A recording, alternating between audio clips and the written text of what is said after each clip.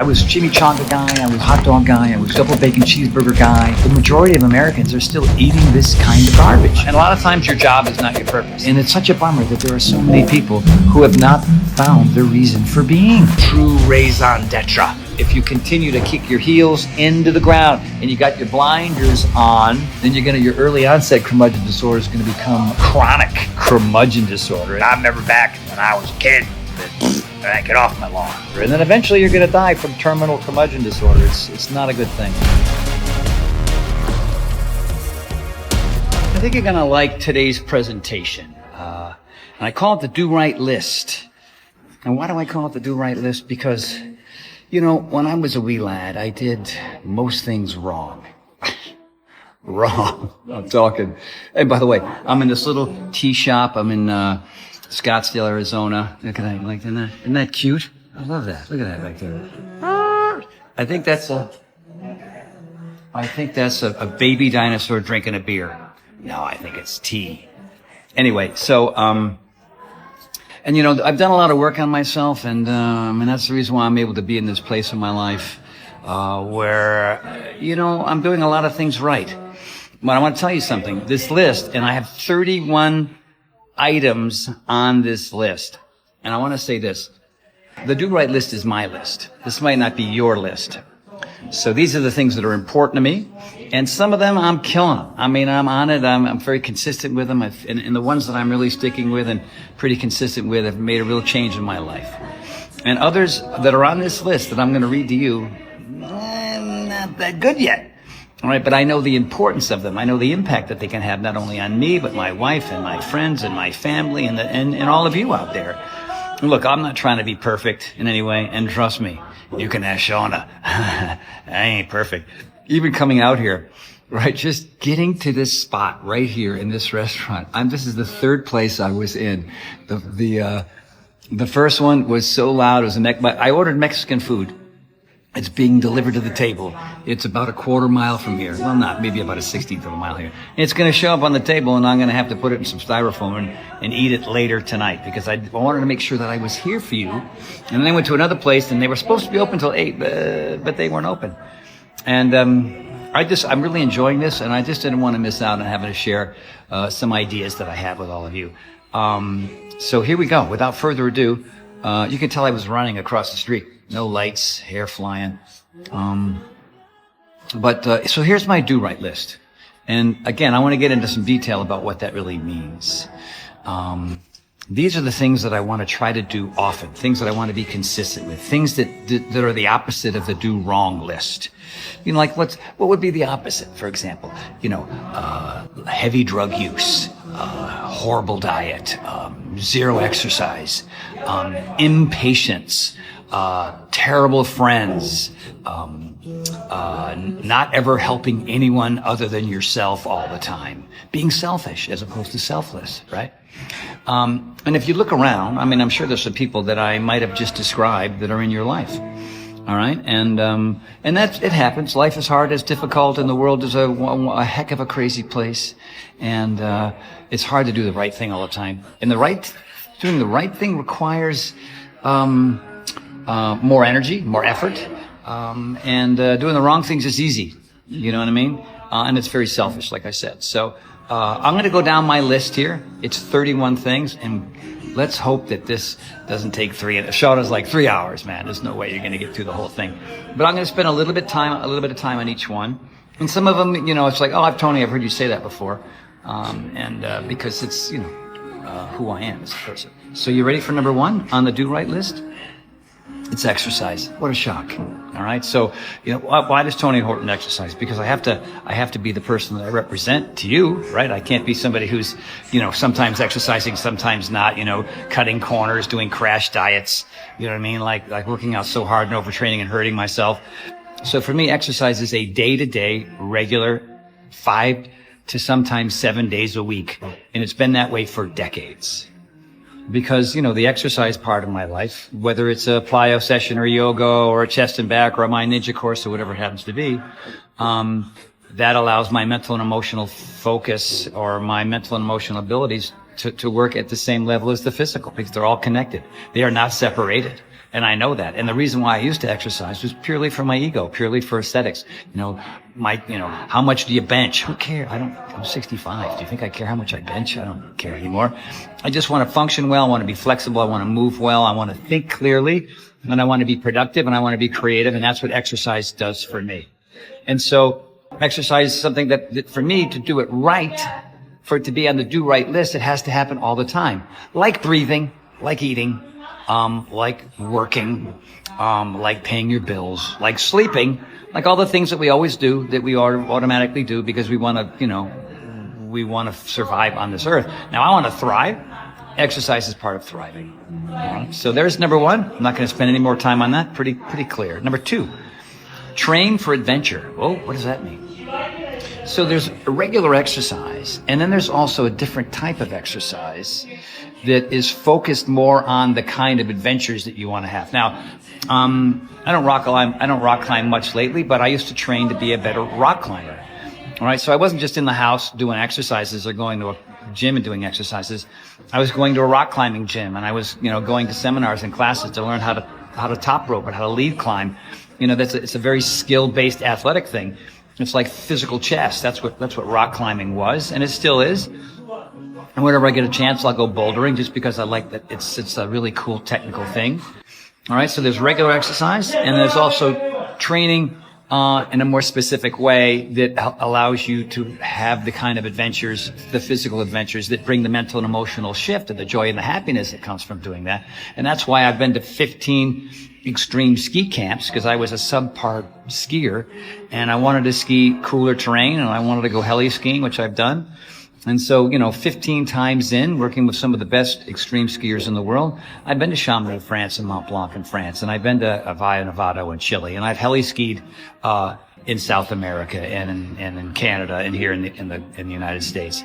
And those were things that I was absolutely petrified of, but because I began to work on that, to be curious about that, and see in other people the joy and happiness they got from really pushing the envelope, that it just really changed my training techniques. So I had my regular exercise, and I also had other kinds of exercises that were specific to leg power and strength and mobility, and also for grip strength and whatnot, because I don't rock climb as much anymore, but I have ninja courses and pegboards and ropes in the backyard. And so that kind of training allows me to do those kinds of things, which is outside of the box of regular exercise. All right. And then number three is for me to be happy, to do the right thing. Number three is adventure in general. All right. Being open to other types of like I took a kettlebell class. I'm not very good at kettlebells. It's not really my thing. It's not really part of any of my programs. And I had my butt kicked by a gentleman, Jeremy from SoCal Kettlebells, and it was just really fun to be awful, and I was. And it was, it was embarrassing at first, but I thought, no, this is the learning process. I know I have a very slow learning curve, and so it was fun to be working with a guy that showed me techniques that would help me continue my journey as somebody who wants to adventure in other things. All right, so. There's a couple, mountain biking is, kettlebells and mountain biking aren't directly involved, but I've got a mountain bike in Jackson Hole, and I try to get on it, and it's a little bit sketchy for me because I have that balance issue. I have the bilateral vestibular hypofunction. So unlike a regular person who has regular balance, I'm always looking to try different types of exercises so that I can keep my adventure high. Because having an adventure, whether it's, climbing or hiking, Mount Whitney or whatever it is, I just want to be prepared to be able to go out in the world and not freak out or not be physically able to be able to do those things. So you got your exercise, you got trains for adventure, and then, looking for other adventures and continuing to train so that you can do other things. Like some people are just skiers and that's all they do, and they ski and they only ski. Other people, they just rock climb. I want to try to do more. I want to get on my mountain bike. I want to ski. I want to rock climb. And those are things that you share with other people, which is just, golden in life. It's really awesome. All right. So, can we talk about food? Food is key, because I don't care if you're a pescatarian. This is like this healthy diet is number 4 on my list. And when it comes to eating right, it's critical for me. And I was chimichanga guy. I was a hot dog guy. I was a double bacon cheeseburger guy. I love the Dr. Pepper. All right. And there's still the majority of Americans are still eating this kind of food and drinking this kind of garbage. You know what I mean? And so it's just, if you're not putting in the proper ingredients and nutrition and nutrients, that are healthy for you, that fuels, muscle growth and helps your organs function well and keeps your kidneys and liver from rotting before your time, and that's going to be a big issue. Everybody says, is it exercise or diet first? It's kind of diet first. I always say it's equally important, but, are you pescatarian, vegetarian, vegan? My thing, you probably know, I eat a lot of plant-based meals. Does that make me a vegan? No. I used to say I'm a part-time vegan, but apparently that's not really what I am. I like elk medallions. I'm a big fan. I like wild salmon once in a while. That's super important to me. All right? But I make sure that I eat whole foods, fruits, vegetables, whole grains, lean proteins, and healthy fats in general. And every once in a while, I'm going to talk, like my wife and I, she's still over there by herself eating in this really cool Mexican place. And the tortilla chips and the salsa and the guac showed up on the table. And I had 7 or 8 of them. And I wanted to have 37 of them, but I didn't, because I had to run all over the neighborhood to find a place for electricity and Wi-Fi. So here I am. And I don't make a big deal out of it. I don't, I'm not super pious about it. I'm not really myopic about my diet. I just try to eat whole foods as much as possible because that's part of my longevity. That's part of my quality of life. That's part of my energy. That's going to keep my organs functioning as I move into my 70s and 80s. 70s and 80s. Oh my God. All right. So, of course, that's on my do right list, right? Eat healthy food. Duh. Like I don't drink alcohol. Many of you already know that. And when I go shopping, we buy healthy food and that's in the house. I eat the food that's in the house, which is the healthy food. And at the Mexican restaurant, I have this incredibly awesome, rice, grilled vegetables, guac, lettuce, and tomato bowl sitting there. Probably I'll eat it later. And I just make those decisions when I go to a restaurant, right? I can look at any restaurant, I can go to any restaurant, look at any menu and find the healthiest stuff and eat it. Because I know that it's all about the long term for me. It's not about the temporary satisfaction. And I have chocolate chip cookies. You know what I mean? I'll have a little tiny, tiny sliver of cake. I'm not a freak. Okay. I like things that remind me of the past. I like comfort foods, but I don't eat them all the time. All right. That's just me. All right. Next is hydration. When it comes to beverages, I drink tea, I drink Pellegrino or Perrier maybe, and water. And that's all I drink. And, I have a big, giant glass of water first thing in the morning, like whatever, 12, 16 ounce glass. And I don't just chug it down. It takes me like 5-10 minutes to drink it. And then throughout the day, and I'm not good at this one. Okay. The other ones I'm good at. Hydration, I'm inconsistent, but it's on my do right list because I know how important it is for me. All right. So it's good for the skin. It's good for the organs. It's good for tendons and ligaments and bones and everything else. And a lot of people are just dehydrated. They're bonking all the time. They're cramping all the time. And they're also drinking too much coffee and soda pop and stuff, which is also going to create dehydration. So the water thing, pretty common sense, and the quality of water too. All right. We don't have bottled water in our house. It just seems wasteful to us. I'm going to get onto recycling here in a second.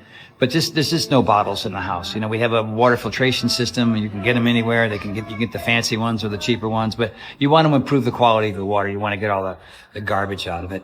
And that's just a regular thing. That's hydration is super important.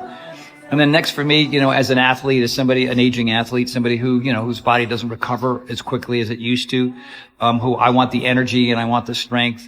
And I want to be able to recover from what I'm doing. Then my supplements, I created my own supplement line when I was sick back in 2017. And I was always taking supplements before that. I was taking a multivitamin. I was doing protein powder. I was doing, various things.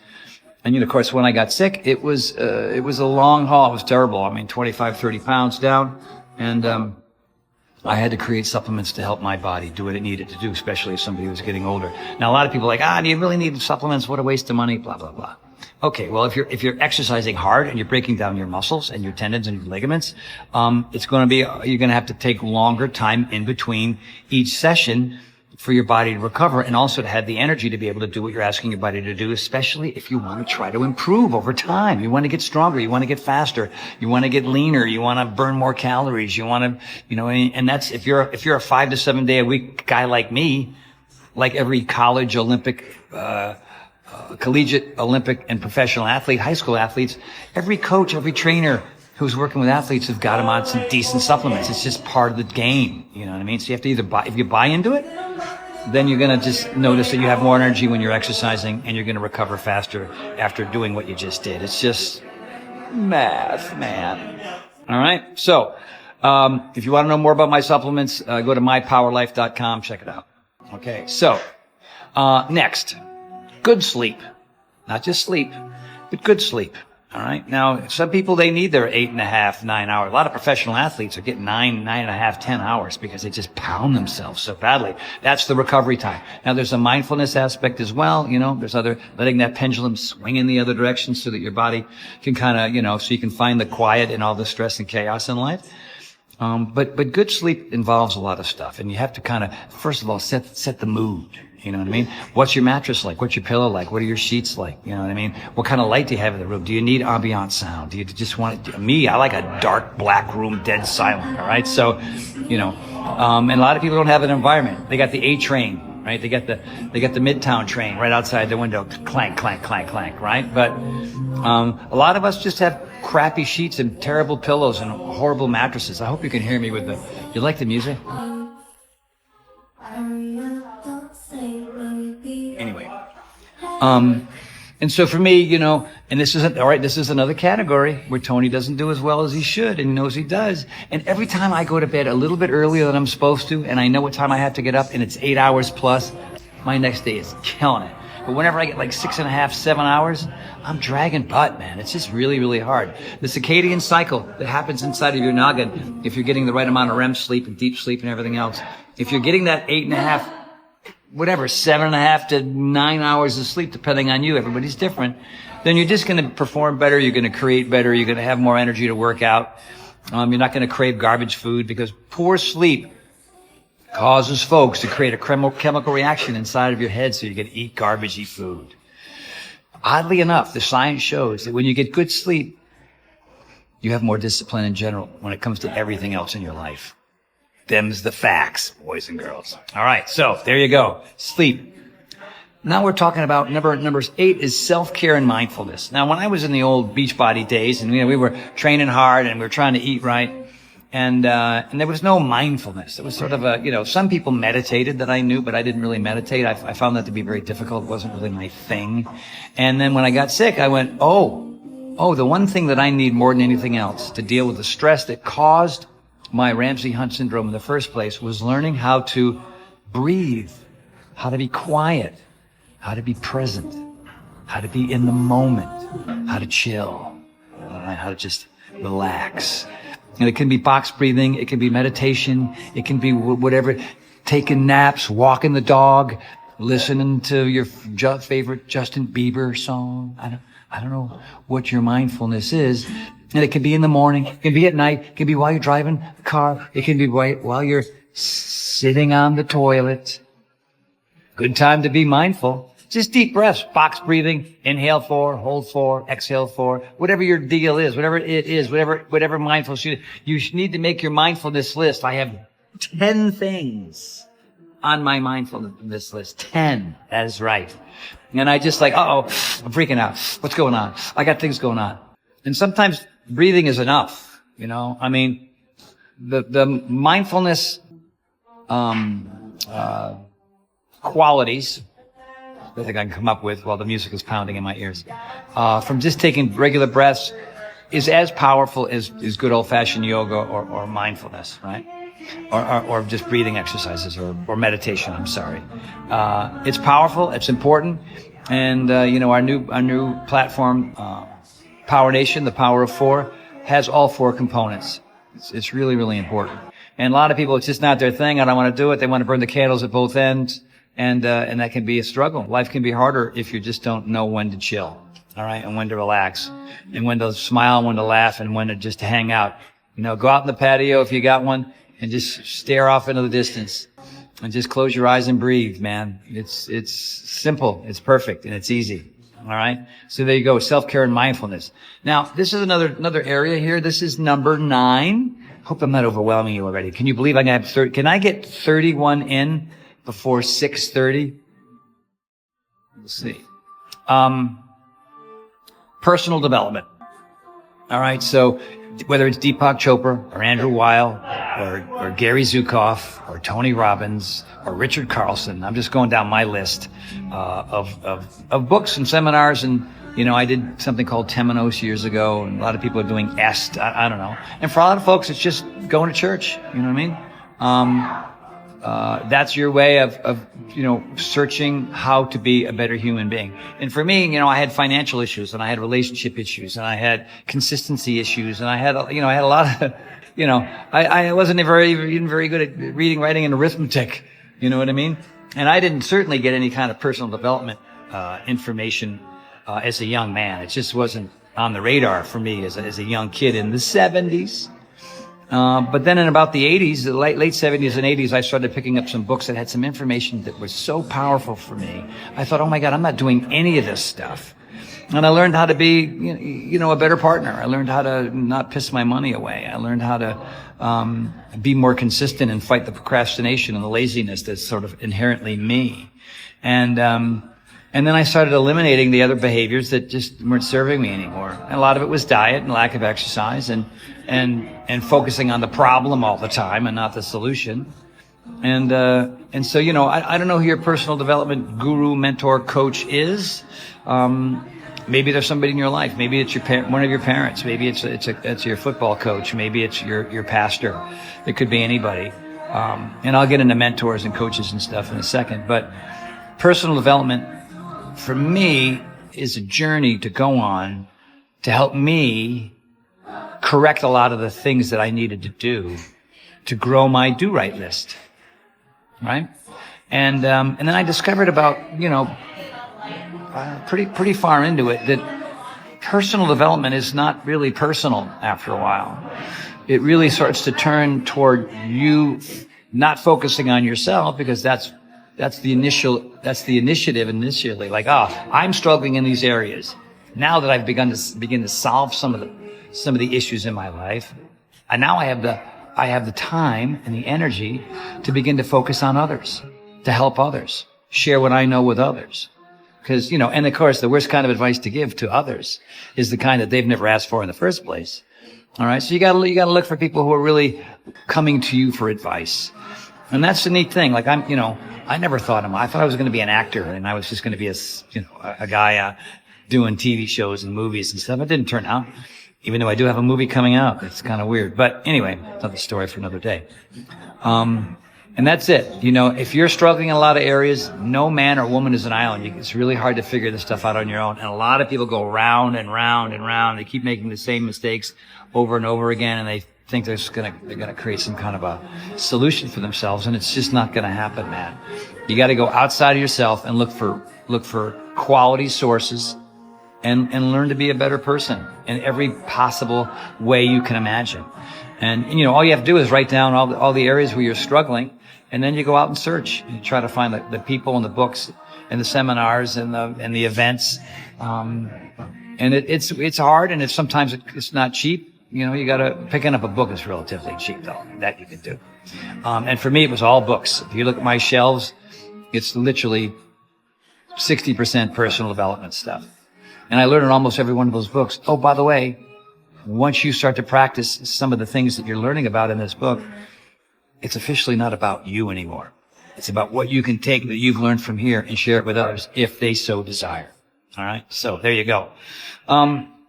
This leads me into altruism. Altruism is just, what are the things that you can do for others, to make their life better? And what happens is you see where people are struggling and, they're not reaching out to you, which is fine, but it doesn't mean you can't do nice things for them. I have, and the first topic is charities. Like there's some subtopics here, subcategories. There's 2 charities that I give to on a regular basis. I give to World Central Kitchen, and a lot of, Scotty Pfeiffer from P90X, Scotty Pfeiffer Scissors. his charity is the Go campaign. They help orphans from Tennessee to Tanzania. He's helped over 150,000 kids from around the world. We just did a big fundraiser for him and what he does. And so there's just something, special. I'm a big believer that what goes around comes around. So I'm not a hoarder. I don't hoard anything. I don't hold on to anything that I don't use, that I don't need. And if I have some extra income, it goes right to World Central Kitchen and Go. It just, it feels the right thing. Well, my wife and I, we don't have kids. And so that just feels like the right thing to do. All right. And then, then you look at your friends and family. Those are obvious targets to be generous and to be loving and to be caring and to help when they need it. And, you can ask my friends and, whether it's just advice or it's just a workout or a loan or whatever it is, you know what I mean? And by the way, if you're going to loan money to friends and family, don't expect to get it back. I mean, you could set up a payback plan and work all that out. But you know what I mean? Like you got to let go of it completely and know that what you did was a really good thing. And if they can't pay you back whenever they're supposed to or ever, it's just life. All right. And one of the things I want to say here too is what altruistic thing can you do for a stranger? Not a lot of people have ever done that because okay, charities, friends and family, I get it. But total strangers, like why would I, like with me, when I'm in New York City, I'm here in LA, there's a lot of homeless folks. And a lot of people have an opinion about giving homeless folks cash because they think they're going to run out and buy some booze or drugs or something. But I help folks out. I just want to help them out. Last Christmas, we walked around Santa Monica and Venice and we made these goodie bags with clothes and food and all kinds of stuff. And hundreds of them, and we just handed them out to the homeless. And the reaction was off the chain because that's not something that you would expect a stranger to do on Christmas Day. And, for us, it made the day, because I can give gifts to Sean, I can give gifts to my sisters and stuff. But that's just, that's next level. All right. And then last but not least on the altruism gift gifting thing, the reason why I'm even here talking to a lot of you guys and gals that are fans of mine is because I went out of my way and I decided to do something nice for a guy who I didn't like. All right. And a lot of people, we have a lot of conflict with other people in our lives. And every once in a while, you can heal it by doing one nice thing. And I offered this guy some workouts because he was struggling with his weight. And then he introduced me to Carl Deichler at Beachbody a year later. And then Carl and I and the folks at Beachbody made quite a few things that did pretty well that helped millions of people. All because I read a little passage in a book that said, do something nice for somebody you don't like. Wow, man. Oh, it's crazy. Crazy. All right. And when you do that, like if you think, oh my God, there's my aunt, my cousin, my friend, this friend from high school, this person that, he and I, we've just been totally disconnected. Just write him a nice note. You know what I mean? Like, I don't know. Who knows? Who knows what it could be? Be creative with it. And don't expect anything in return because they'll probably think you're out to get them or something. They think you're up to no good. But it's an amazing feeling, when you help other people, strangers and maybe people that you're in conflict with. It's a godly thing to do. All right. It's certainly way up on the do right list. Okay. All right, now I'm going to get into some other weird categories, and I'm going to go fast with these categories. Recycle. I don't know if you recycle what you do, and I know probably 60% of the stuff that you recycle ends up in the trash anyway, blah, blah, blah. That's not for you to be concerned with, okay? If there's a blue freaking bin, you put some paper and some cans and some bottles in the bin. Like, and in Jackson Hole, we don't have, we don't have a recycling bin at the house, so I have to put the stuff in bags. I have to drive it to the other side of town. And then and it's snowing outside and icy and cold. And I got to put in these big metal, I got to put the glass ones in here. I got to put the plastic ones there and the newspapers go there. And it's a pain in the butt. But to me, it just feels like, the earth is inundated with plastic and garbage and it's everywhere. It's on beaches, it's in the water, and it's horrible. It makes me nuts. It makes me completely nuts. And they're like, recycling is what. And you got to clean them. You got to clean out you know what I mean? So it requires effort and time and energy. Now this is not an area where I'm telling you have to do it. Again, I want to remind you, this is my do right list. It feels like, I know I got a little preachy there. And if it did, I apologize. It just feels like the right thing to do. All right? Just helping the environment. The other thing, when it's sort of related, is waste not, want not. All right? They seem like they're the same thing. But I try not to waste. I try not to use extra paper. Or I try not to do laundry with three pairs of underwear in the washer. You know what I mean? I'm trying to be very conscious of where my waste comes from, how much I waste, and that's another thing. A lot of us are just whatever, you know what I mean? And the recycling is part of not wasting, and also looking at the other waste that you have in your life, the other things that are not recyclable. Where do they go? How much do you use it? Are you careful with not wasting, other garbage? Is basically what I'm trying to say. All right. I'm going to shift gears here. Number 13. And I talked about this a little bit in one of the earlier ones. Waste not, no, I'm sorry. It's so loud in here. Ask for help. Ask for help. A lot of people, and then, altruism, is you helping others.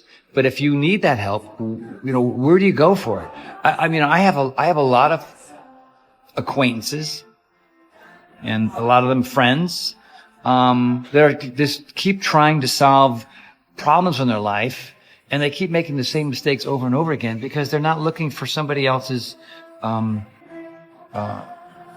help. It's crazy. It's just, and for me, when I was in school, I never wanted to ask for help. I never raised my hand. I was just like, hunkering down, and I was figuring it out, and it was very frustrating. And now I got my hand in the air all the time. I'm always reaching out to others. I'm always emailing, calling, and texting, and asking for people's opinions, and I'll ask 10 people the same question, and I'll collect the answers. And by doing that, where I was formerly stuck, I'm no longer stuck, because I can, and by the way, is my decision based on the collection of information I got perfect and accurate every time? No. But it helps me move. It helps keep me moving forward. It helps my journey progress when it comes to kind of accomplishing a lot of the things that I'm trying to accomplish in my life. And it's okay to ask for help. All right. When Sean and I were in Europe, we asked for a lot of help, and people were surprisingly, generous and friendly, and like, where's this? I mean, when you're in Paris and you got au revoir and c'est la vie as your only French, and you assume that everybody in Paris is mean. It was so untrue. It was like hanging out in Rome. They were as friendly or more friendly than people in Canada. It was nuts. Only because we asked. All right. And I'm talking about just day-to-day stuff and big problem-solving stuff that is, that's going to help you move through your life. Get past these barriers in your life.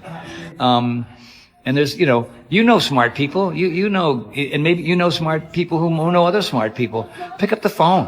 I mean, doing things through text and email it's like one step better than carrier pigeon. You know what I'm saying? So talk to people. All right. Get on a Zoom call, look at their face, and get on the phone and do it. Go old school, because I think you'll get a lot further faster if you do. All right. This is one of my favorite ones that I want to talk about. It's called More Friends. Now, when we get past high school and college, a lot of us are done. We have our friends from then, and we hang out with them, and we think that's enough. Now, I don't. You know what I mean? I meet new friends on the street. I meet new friends right here. I meet new friends at events. I'm always exchanging emails and phone numbers and I've been very lucky. You have to make sure that when you're searching for when you move to a new town and you don't know anybody, excuse me, I got some of those chips with guac stuck right there. I got a good friend of mine moved to a new town, and he's had a real tough time meeting new people, and it didn't have to be that way. You know what I mean? Go to the local gym, go to a rock climbing gym, go to a running club. You know what I mean? Google DuckDuckGo, some place where people are, and talk to them. And it's funny, because if you don't have any, I'm amazed at people. I haven't made a new friend in 10 years. I have my friends already. I don't need new friends. That means you don't have new experiences. That means you don't have, you don't meet people with different cultures, different languages, different anything. I mean, you also want to surround yourself with people that are, have very strong do-right lists as opposed to the do-wrong crowd. But I'm just blown away by people who don't want to make new friends. I swear to God, I get 2 new friends a week. You know what I mean? Doesn't mean I'm going to see them all, but when I invite 40 people to a plyo session on Wednesday night, sometimes 25 show up. And that's because I went out of my way and I introduced myself to others and I said, hey, come and join me. Come and play with me. Come ski with me. Come do a ninja course with me. You know what I mean? Let's all hang out and get better together. And it just allows you to have more experiences, more adventure, more fun.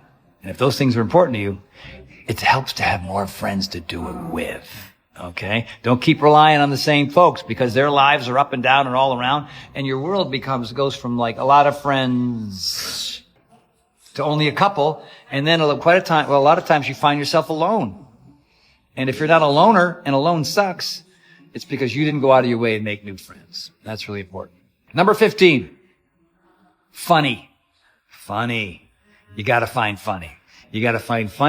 And if you're not funny, you don't have funny friends, then you gotta go watch a movie. Go watch Sebastian Maniscalco. Holy crap. I mean, whatever. Laughter is everything. The endorphins and the dopamine and the serotonin and all the things that you get from yoga and doing plyo and everything. You get the same positive energy that you would get from laughing. You know why I married my wife? I married my wife because she's funny as hell. She can turn a phrase. She's quirky and silly. We love making each other laugh. And a lot of people don't even have a lot of laughter in their life, and that just makes me sad. You know what I mean? P90X. Why did millions and millions of people do P90X? Because it was hard as hell and miserable and they had to eat right all the time?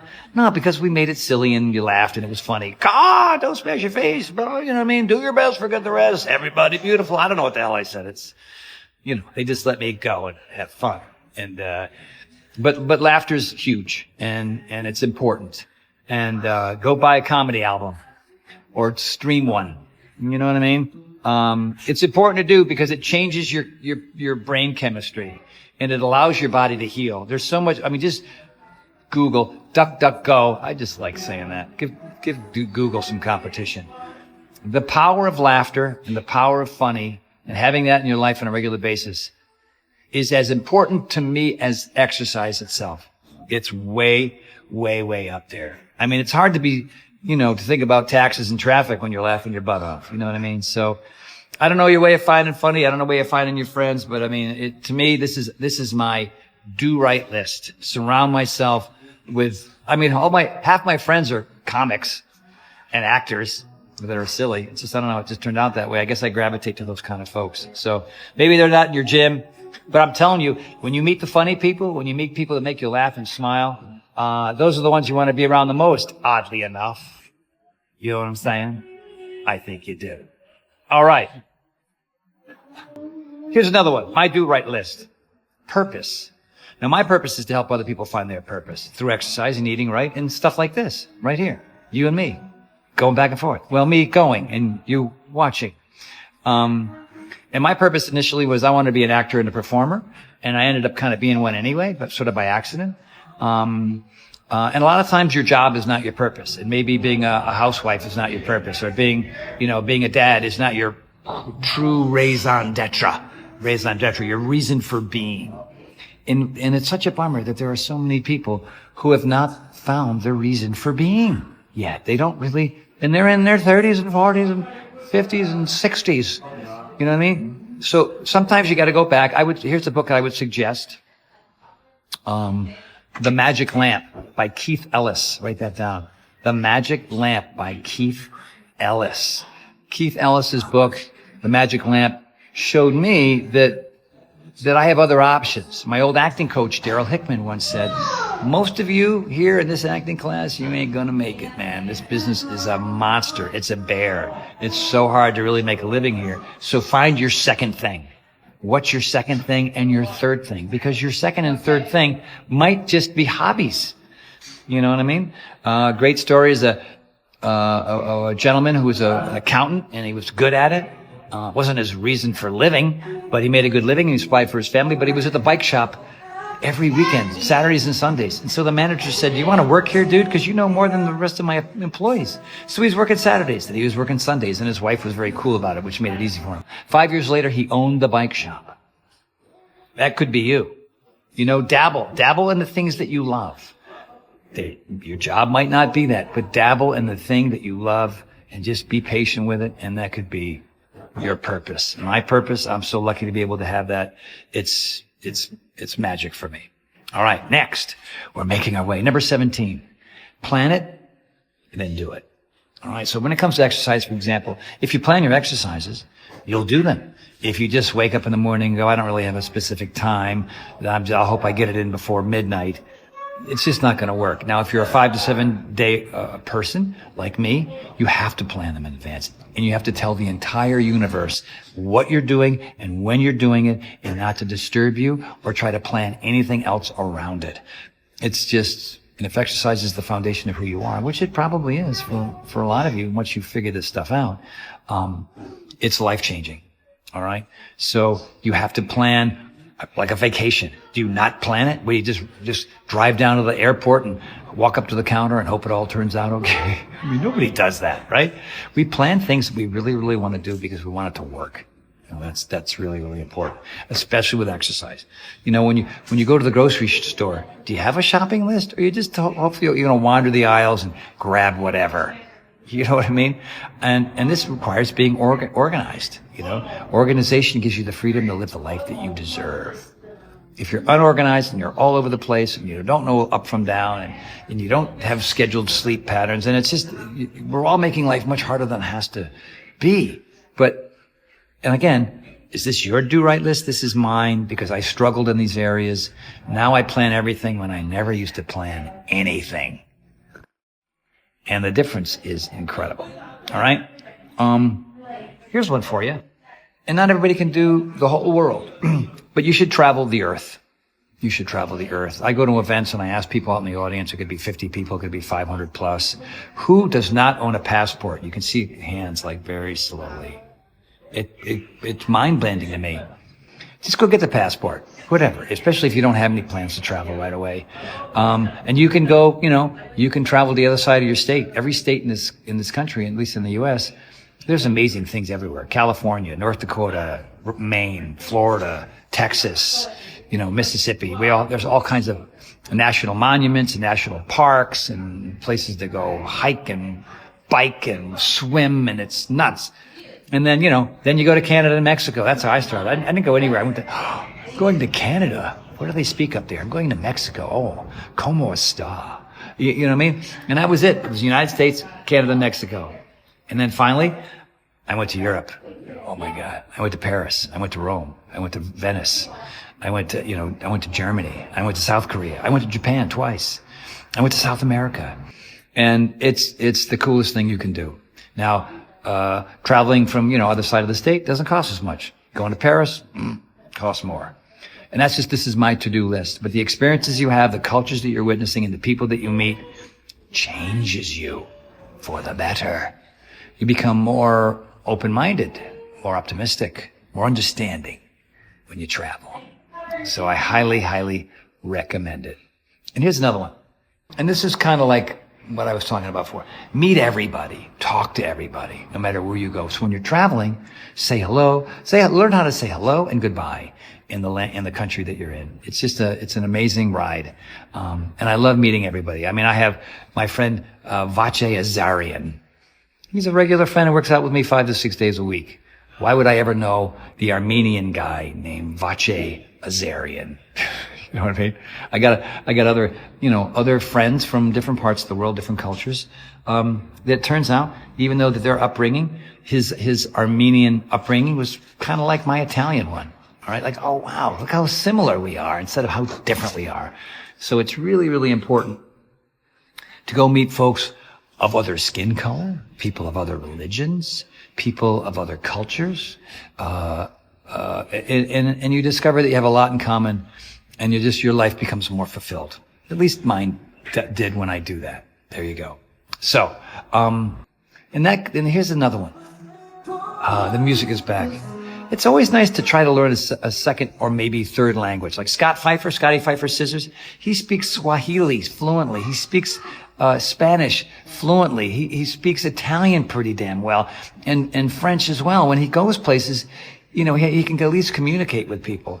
You know, so Sean and I, we're going to go to France next year, and we're going to learn, our goal is to learn at least 100 standard phrases that are French, other than au revoir and c'est la vie and Arc de Triomphe and Champs-Élysées. I don't even know if those last two count. You know what I mean? And it's good for the noggin. It's good for the brain. The synapses are starting to like, most college, high school, I'm done. I don't learn anything.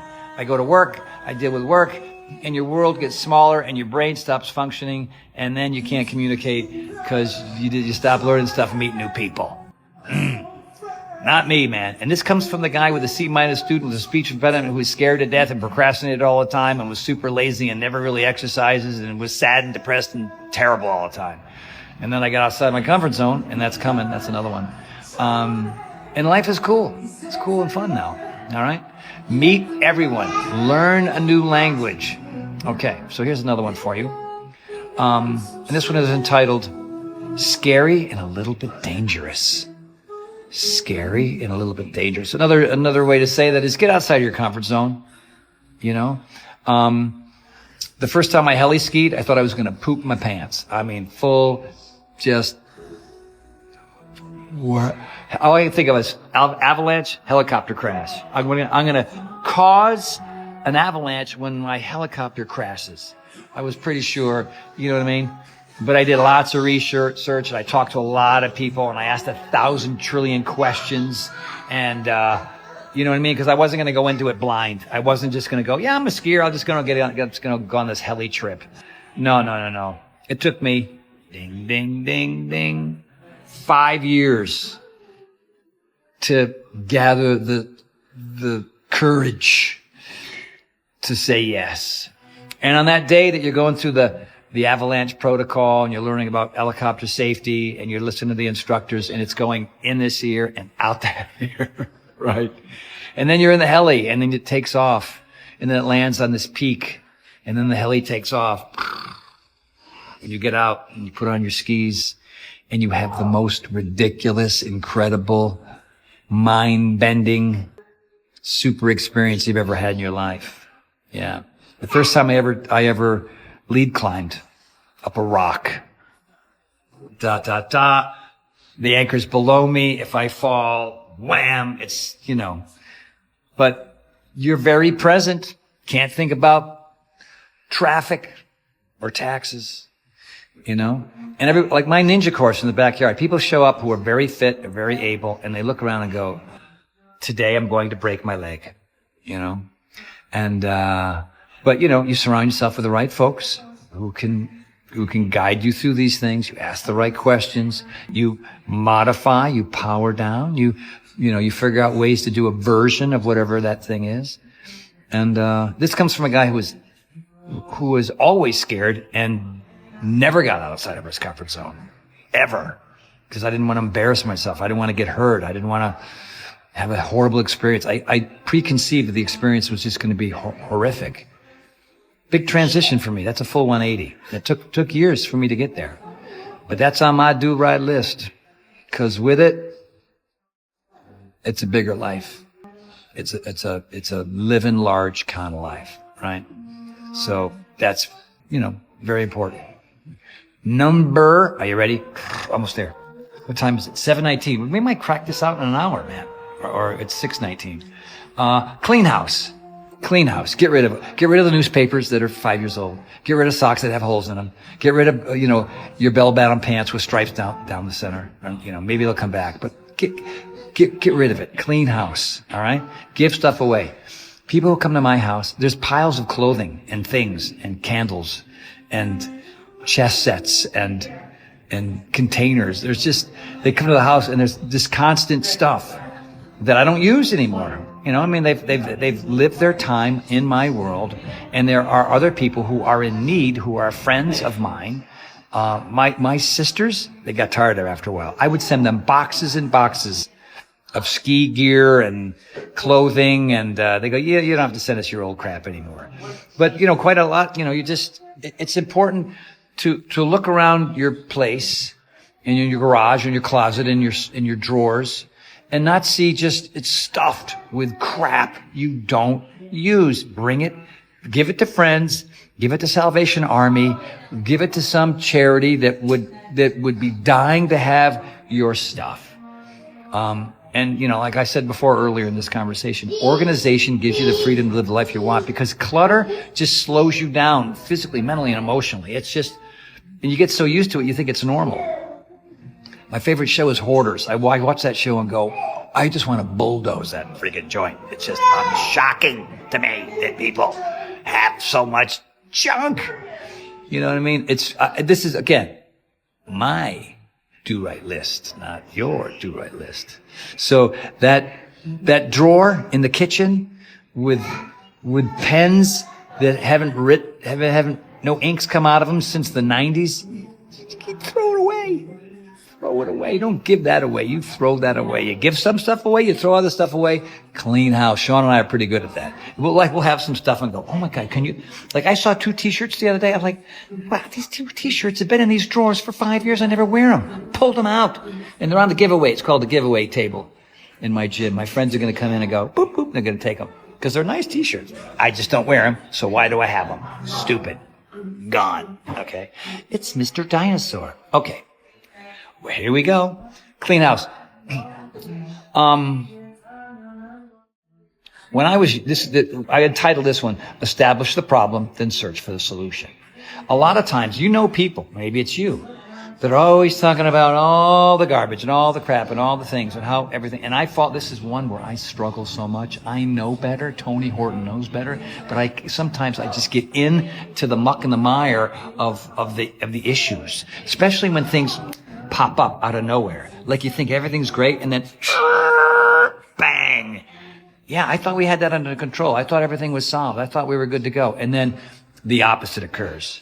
And then you can find yourself for days and weeks and unfortunately for months going round and round, talking about it, making everybody else miserable because you're going on and on about all the garbage. When you know the problem is, right? You know what it is? I was part of a group. We got together for 2 years at each one of our homes. We'd sit in a circle, and then there'd be a person who was struggling with something, and then there would be another person who would moderate it.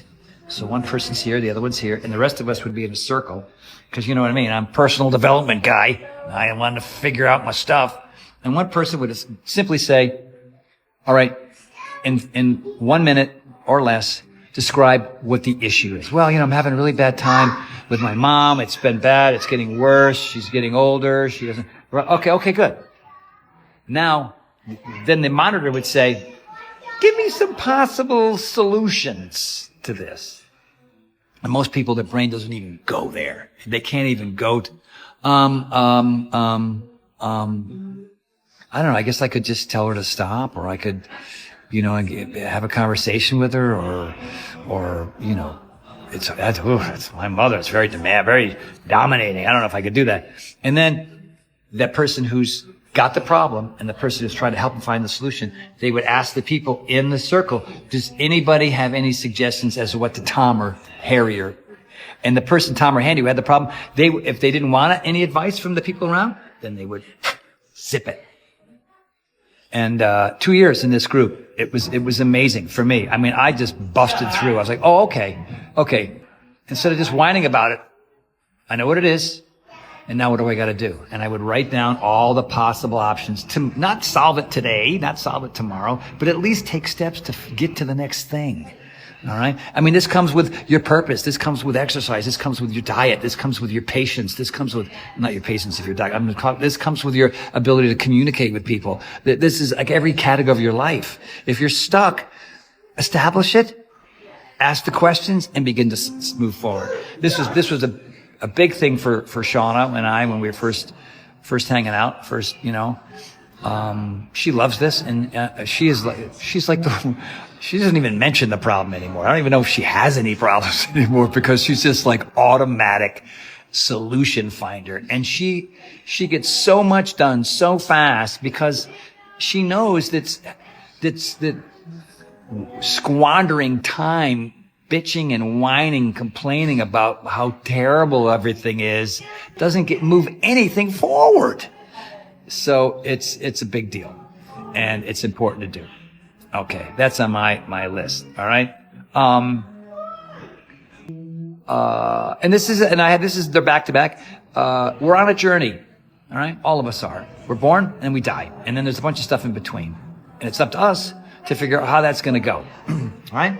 And so if your do right list is kind of good, and you know what to do, and you know not to waste time anymore, and you know maybe if I recycle, that'd be good for the earth, that makes you feel good. Oh, you know what, I'm going to get rid of this 15-year-old pillow, and get a new one, and get some sheets that aren't, made out of burlap or whatever it is. Like, okay, problem solving, finding solutions, right? But what happens a lot of times when things aren't going well at the pace that we want them to go, like we have these expectations, oh, damn you expectations, we start judging it. All that negative talk starts coming out, right? And this is in conjunction with or part of the establish the problem, find the solution thing, right? And we're beating ourselves up with this horrible self-talk. Again, this is on my do right list because that was me for the first almost 30 years of my life. Just how come I can't and I don't, and it's not going well, right? And show up, do your best and forget the rest. Fall flat on your face and go, yeah, Tony said it was going to be like this. You know what I mean? And this is another thing that I say a lot too, is the more you do, the better you get. So if you know that, the more I do, the better I'll get, right? Let's say you can't do yoga. How are you on the 30th time you do yoga? You're going to be better. You know what I mean? Unless you've had your brain removed. You know what I mean? You're going to get better. And know that when you go from first grade, you go to second grade, and you go to third grade, and then you go to fourth grade. I mean, they take 12 years to get through this process. Years. You get the summer off. Years, and then college maybe, and then grad school maybe, or whatever, right? But we're judging this journey of ours based on one or two experiences that we're having, one or two attempts at it, whatever it is. It's crazy, man. You're supposed to fall down. It's supposed to be hard, and then you just have to pay attention. Woody Allen said, apparently, 80% of life is showing up. The other 20%, man, we don't talk about the other 20%. The other 20% is about paying attention to what's actually happening and being okay with it, because that's your journey, and don't judge it. You can judge it if you're not better at yoga after 30 times, don't do it anymore. You can judge the hell out of it, right? And that's called the journey. Don't judge the journey. The journey is the thing that you look back on and go, oh man, I crashed here, but it was cool because I learned this, and I fell down there, but that, you know what I mean? It was a good experience, and I remembered I picked up this tidbit about how to be a better person at this hiking, climbing, running, thinking, talking, whatever it is, right? If you stop, just stop judging the journey you're on and show up, do your best, forget the rest. And the more you do, the better you will get. Guaranteed. All right? What time is it now? 7:28. I don't think I'll make the hour, but I'm going to get there. This one, this is from a Chili Pepper song. Give it away, give it away, give it away. Give it away. Give away your knowledge, give away your stuff, which I talked about before. Be open to just sort of take care of other people. All right? But again, the worst kind of advice to give is the kind that's never been asked for in the first place. All right? Give away your clothes, give away your knowledge, give away whatever it is. Before I used to, I guess I kind of maybe already covered this, but I used to hold on to everything. I used to think that everything that I had was so precious, that I didn't want to give anybody else an advantage, because, if I learn this trick or this thing that helped me and I tell others, well, then maybe they'll figure it out quicker and they'll be better than me. Like, what? You know what I mean? It's not all about your win, man. It's not all about your glory. It's not all about your ego. It's just not. By the way, I'm talking about me. So now it's all about patience and understanding and caring for others, and offering up the shirt off my back, the knowledge that I've learned that helped me. And if they take that knowledge and they move past me, I used to be so afraid of giving really good fitness tips to other trainers, thinking that they would find a way to somehow, make it look better or come up with some kind of a combination of compound movements that were better than mine, like the Congdon curl or the Arnold presses that I had. They'll make it better. No, man, give it away, because the world will be a better place if you do. All right. That's all I want to say about that. Here we go. This one's called Mi Casa es Su Casa. So, we're away for Thanksgiving here, and we've got my fake son, Nick Cafaro. Hi, Nick, if you're watching. And his parents and his brother and some of his, he's with the Groundlings in Los Angeles, and the Sunday company of the Groundlings. If you're ever in LA, go see Nick and company. They're just some of the most talented people in the country. And I share my fitness equipment. I share my gym. I share my backyard. I share my home. You know what I mean? People who want to go see Jackson Hole. People that I get to know. I don't total strangers. I'm not quite there yet. But I just like to share my life and my stuff. You want to borrow a t-shirt, pair of shorts, hammer? Take it. It doesn't always all come back, but if it doesn't come back, maybe it wasn't supposed to. Yeah, I'm in a tea shop. There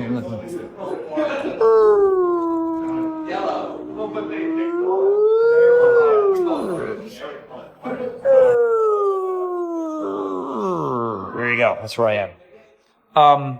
Yeah, and a lot of people are just really, wigged out about, like with me, should we take our shoes off? No, we got vacuum cleaners. But again, that's my thing. You know what I mean? I'm just, make it dirty. I got rags. I have things to spray to clean things. I don't, we're organized, you know what I mean? And we keep the place nice, but I'm not, everything in my life isn't so precious. You know what I mean? There's no plastic on our couches. You know what I'm saying? It just isn't, because, wear and tear is real. You know what I mean? And that's okay. All right? At least that's how I look at things. Next, and I think I might be repeating myself, but I'm going to go through all 31. Seek knowledge. Seek knowledge. Learn more. You're not done. You're never done. You just aren't.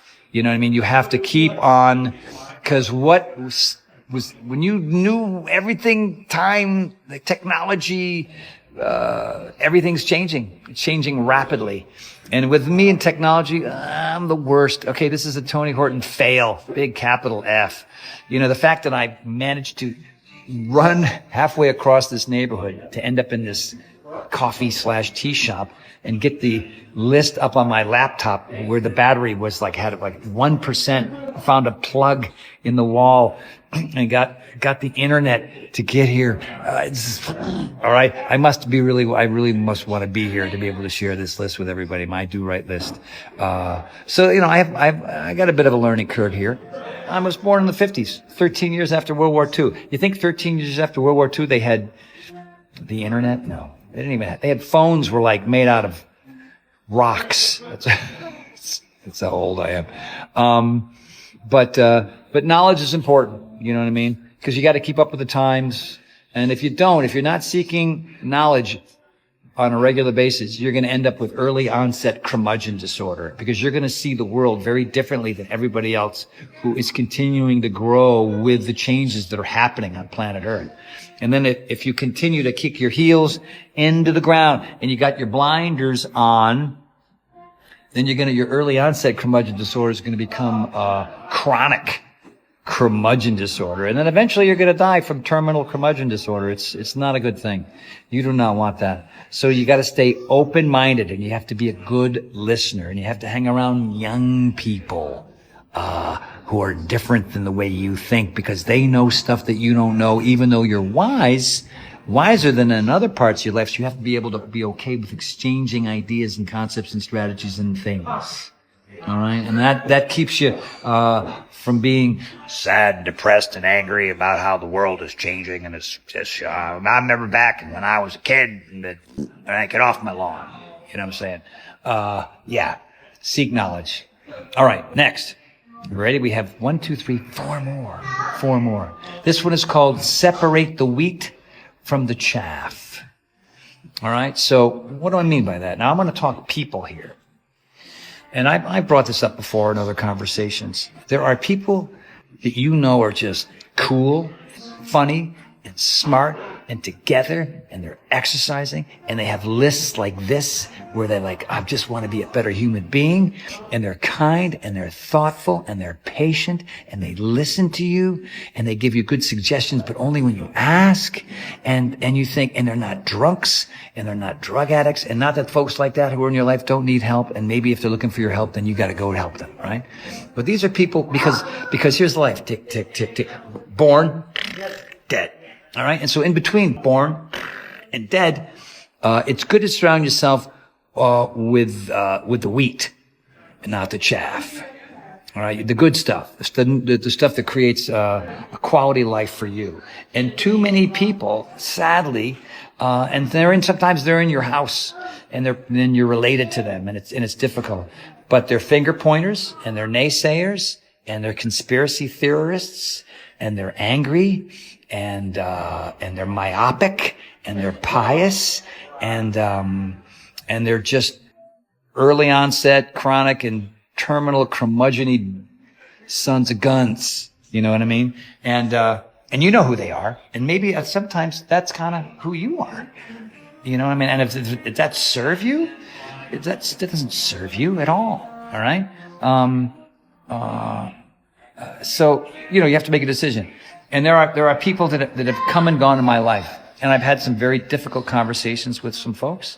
And I've said, hey man, it doesn't seem like you're really looking for my advice. This is the lifestyle that I want to live. I mean, life is too darn short to be in a downward spiral all the time, and constantly having to, make stuff up because what's really happening to you in your life is so horrible. So, people like that.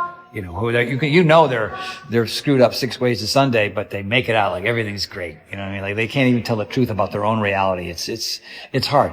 And by the way, that was me. I wasn't on a scale of 1 to 10. I wasn't a 10 full of crap, but I was a partial full of crap guy. And, I wasn't doing probably 80% of the stuff on this list. And I was just barely sneaking by. And, the personal development books helped, finding the coaches and the mentors.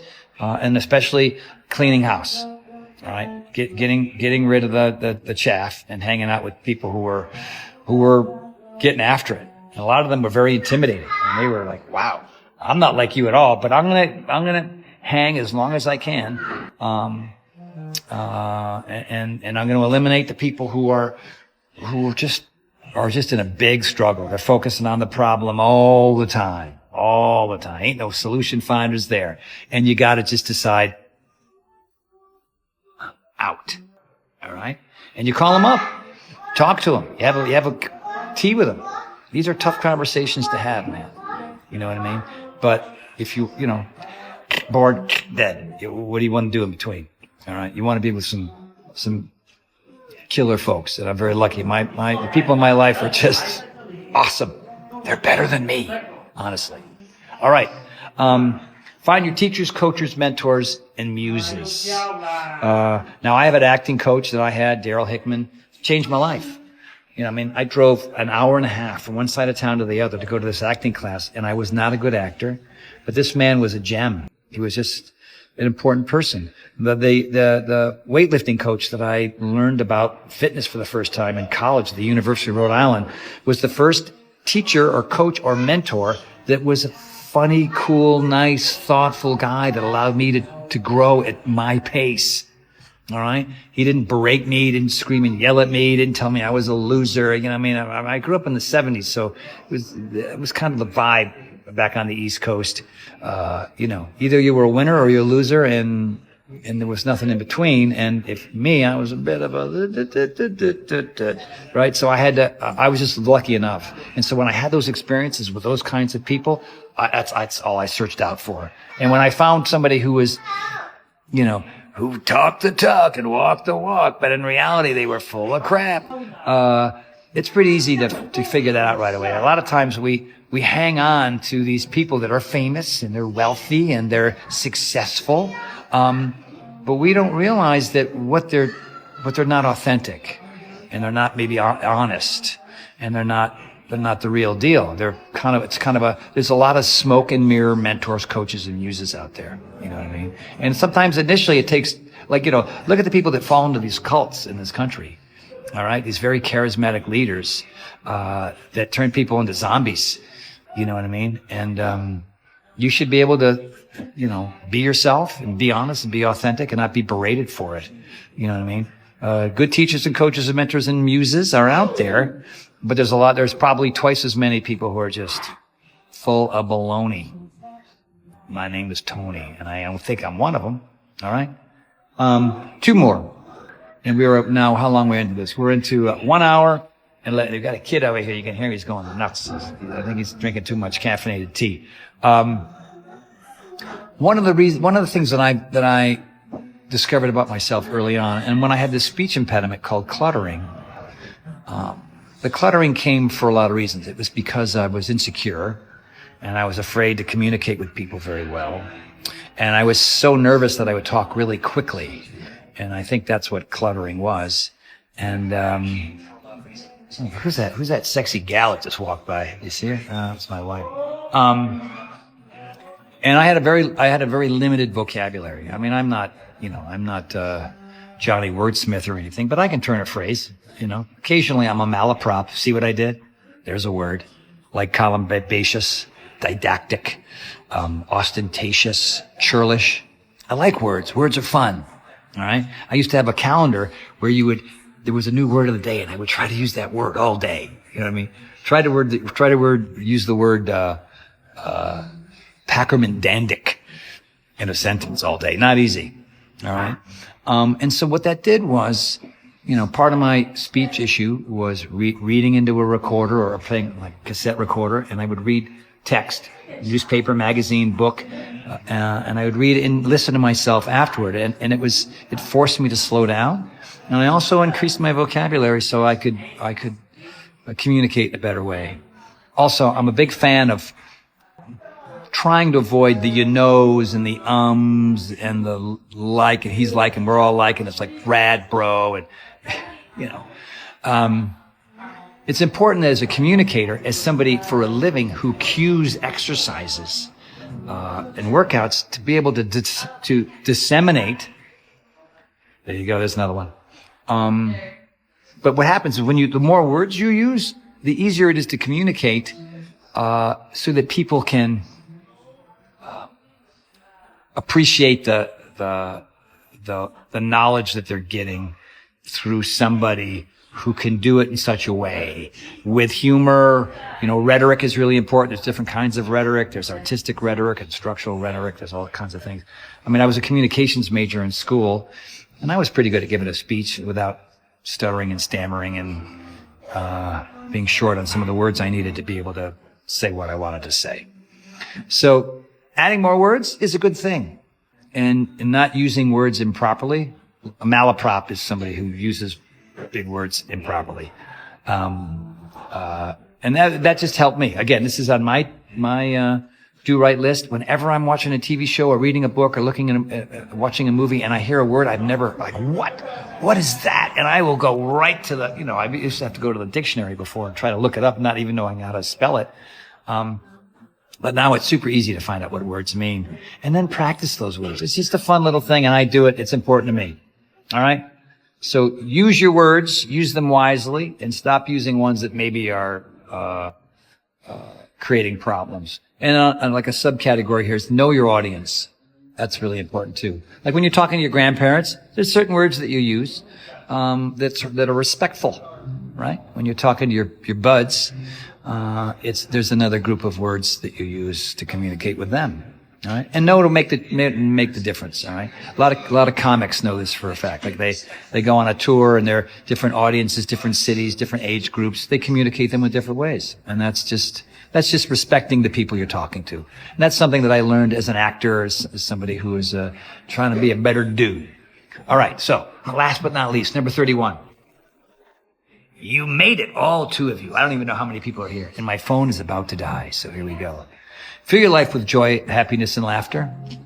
I know I talked about laughter already, but do a check at the end of every day and ask yourself this simple question. Was my life filled with enough joy, happiness, and laughter today? Now, if a whole day goes by and there wasn't any joy or any happiness or any laughter, what's tomorrow going to bring? And the next day, and the next day, and the next day. Now, if your do-right list is robust and you're practicing a lot of this stuff, maybe not all 31, but some of it, you should have more joy, happiness, and laughter. I mean, if you look at the Constitution, it's the pursuit of happiness. It's in the Constitution of the United States of America. All right? And that's pretty dang cool. And, some of my days, there ain't a whole lot of joy, happiness, and laughter. But there's almost always one of those 3, 2 or 3, 4, 5 times a day. And some days when I'm heli skiing with friends, that's all it is. It's all that.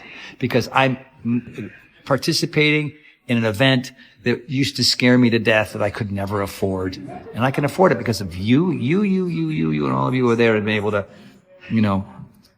enjoy P90X, X3, 22-minute hardcore, The Power of 4, Power Sing 60, the one-on-one series, my books, whatever it is. I'm very lucky to be in this place in my life. I feel very grateful. I feel very blessed. But it took work and it took effort. And this list, and there's like another 30 more, but I didn't want to, go all night. And my phone's about to die. Get your do-right list together. See what's important to you. See what you knock out of the park, and see where you still struggle, and whether you have to make a decision whether that's important to you or not. You know what I mean? And in the end, when you do that, check in on your joy, happiness, and laughter quota for the day. Because it's just nice to smile and to laugh and to share stories and experiences with other like-minded and different-minded types of people. Which what makes the world go round. It makes my world go round.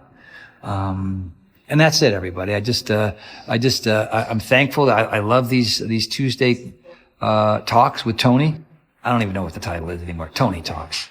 And look for me next week. Hopefully I won't be, scrambling around a neighborhood trying to find a plug in the internet to be able to do this. And I love all the hearts, you guys. You just rock, guys and gals. I see all you. Coffee shop, that's right. Let's see what else we have. Lost 20 pounds. You're a star. Look at all you joining here. Thank you so much. And thanks for coming to the Tony, Horton Fitness page. I know there's only a couple of thousand of you here. There's like 300,000 on the Tony S. Horton one. But we really want to get this one going more. And we're going to see me more here as well. I don't know if that's good or bad, but hopefully it's good. I'm going to just, hey, what kind of shake am I making? What am I reading right now? Look at this beautiful view. I'm finally catching on to Instagram, like whatever, 100 years later. So there you have it, everybody. Put together your do-right list and see, by doing so and working hard at it, that you've got more joy, happiness, and laughter in your life. And you know for a fact that's a very good thing. Okay. Peace out. Bye.